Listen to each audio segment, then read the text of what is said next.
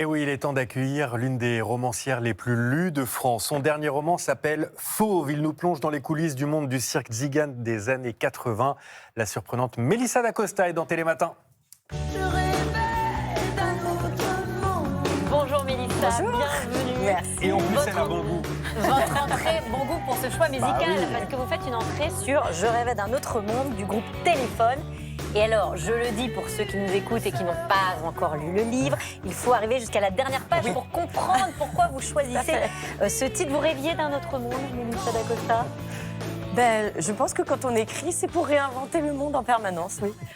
C'est sûr qu'on bascule dans un autre monde avec ce livre Fauve chez Albin Michel, Le monde circassien de Zigane. C'est votre 9e roman déjà, disponible en librairie. On en parle dans un instant. On a beaucoup aimé, mais c'est pas parce qu'on a beaucoup aimé que vous allez couper à l'interview encore un matin. Question courte, réponse courte, pour connaître vos habitudes matinales, Mélissa d'Acosta. L'heure du réveil ce matin. J'étais réveillée toute seule à 6 heures, donc avant mon réveil. L'heure du coucher? 23 heures. L'humeur du jour. Très bonne. Est-ce que vous rêvez de vos personnages la nuit parfois? Non, je crois que ça m'est jamais arrivé. C'est vrai? Non, ils sont vraiment... Rangé. ils sont dans une autre réalité. Non, jamais, c'est vrai. Toujours de bonne humeur le matin ou ça vous arrive de mettre un coup de griffe comme l'un de vos fauves dans ce bouquin si vous n'avez pas bu votre café par exemple? J'ai besoin du café, mais j'irai pas jusqu'à griffer quand même. La première personne à qui vous avez pensé ce matin? Je pense mes enfants. Je croyais que vous alliez dire mes personnages. Mes personnages de mon prochain livre. Est-ce que ça vous arrive justement d'écrire dès le réveil? Non, parce que j'ai des enfants en bas âge et donc dès le réveil, il y a plein d'autres choses à gérer, mais je m'y mets dès que je peux.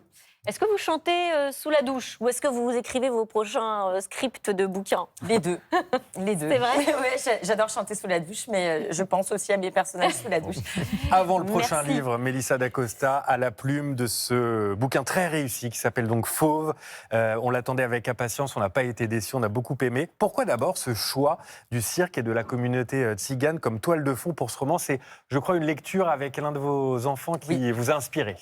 Oui, en fait, ça faisait quelques années que j'avais l'idée d'écrire un roman sur la violence à travers le cheminement d'un jeune garçon. Parce que je m'intéressais aussi à tout ce qui faisait la violence chez les garçons et chez les futurs hommes. Mais je ne savais pas comment procéder, dans quel décor placer cette histoire. Et puis un jour, en effet, je lis un petit doc illustré à mon fils de 4 ans sur le monde du cirque. Et j'ai une révélation. Je me rends compte que tout ce qui se passe derrière le chapiteau, dans les roulottes, dans cette vie en communauté, toute cette culture à part, ça me fascine et que j'ai envie d'aller creuser. Et puis surtout, il y a cette page dédiée au dressage, aux fauves. Et ça aussi, c'est fascinant de se dire qui peut vouloir tous les jours entrer dans la cage aux fauves, qui a besoin de se prouver quelque chose au point de se confronter à la sauvagerie des fauves. Et Tony, aussitôt, par exemple. voilà. Alors on va Aussitôt, je me raconter suis dit, peut-être l'histoire d'ailleurs de Tony, qui a 17 ans, qui après une violente dispute avec son père, prend la fuite et se fait embaucher dans ce cirque itinérant. Et il développe rapidement une obsession: devenir dresseur de fauves. C'est un livre qui est assez noir, hein. La violence, la domination sont au cœur du roman. La domination des hommes sur les femmes, des hommes sur les bêtes et aussi des parents sur leurs enfants. Oui. Oui, je voulais parler de la violence dans toutes ses dimensions parce qu'elles sont toutes entremêlées de toute façon. Et puis, sous toutes ses formes, il y est autant question de violence physique que de cette violence qu'on voit beaucoup moins, verbale, symbolique. Quand au sein du cirque, la violence est érigée au rang de spectacle, dominer les fauves, les contraindre, c'est aussi une autre dimension de la violence. Vous êtes inspiré pour ce roman de Jim Frey, Oui. célèbre dompteur. Nous avons des images d'ailleurs. Et c'est hyper intéressant parce que ça nous place tout de suite dans l'ambiance du roman. Ce que vous voyez là, c'est ce qu'on lit pendant plus de 400 pages. Il y a de moins en moins de fauves aujourd'hui dans les cirques. En 2028, ils seront totalement interdits. C'est ça aussi que vous dénoncez dans ce roman. Oui. C'est toute forme de domination, en fait. Et cette domination sur l'animal est aussi un des messages, une des dénonciations du roman. Vous alliez au cirque, vous, quand vous étiez petite? J'y suis pas allée beaucoup. J'y suis allée une ou deux fois. J'en ai même pas de souvenirs si marquants.